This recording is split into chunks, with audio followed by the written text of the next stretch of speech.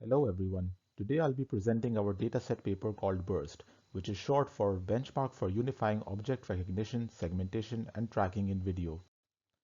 Our newly proposed benchmark is related to object segmentation in video.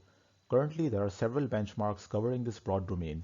These benchmarks evaluate tasks which are highly related to one another but use different datasets and evaluation measures.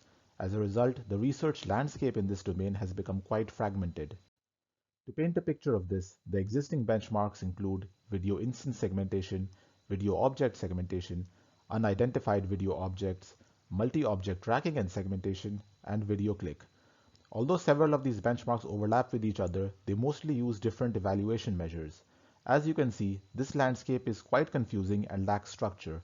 Because of this, some of the more popular benchmarks have evolved into separate research subcommunities with little knowledge exchange happening between them. The idea behind BURST is nicely summarized in this picture. We aim to bring these related tasks together under one benchmark which uses shared data and consistent evaluation metrics for all tasks. BURST is based on the tau dataset, which we re-annotated with pixel-precise segmentation masks. Our dataset contains almost 3,000 videos with 600,000 masks of objects belonging to a large set of 483 object classes. BURST evaluates 6 different tasks which require tracking and segmenting multiple objects in video.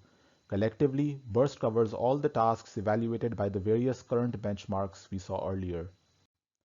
We organize the 6 tasks into a hierarchy where 3 tasks fall under the category of exemplar-guided tracking and the remaining 3 fall under class-guided tracking.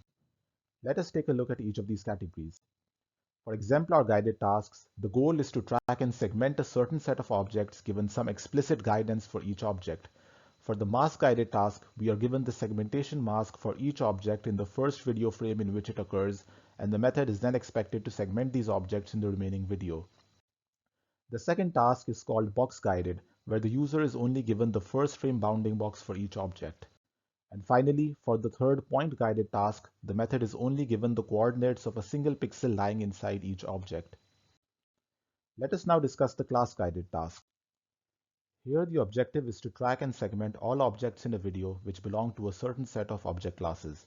The first task here requires objects belonging to 78 common categories to be segmented. These categories are based on the popular COCO dataset. The second task is called long-tail class-guided, and it requires instances of all 483 classes to be segmented and tracked.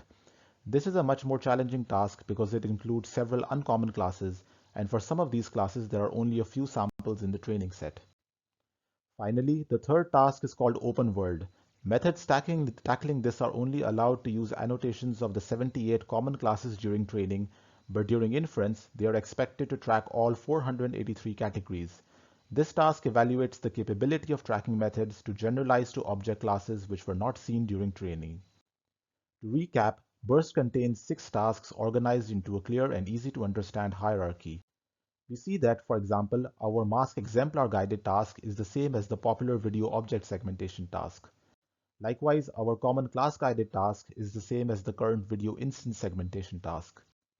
Our dataset contains diverse videos covering a variety of indoor, outdoor, driving, and scripted movie scenes. We implemented several baselines which show how methods can be applied across multiple tasks, and we also compare state-of-the-art performances between tasks. We invite you to visit our poster for further details and discussion. Thank you for listening and have a nice day.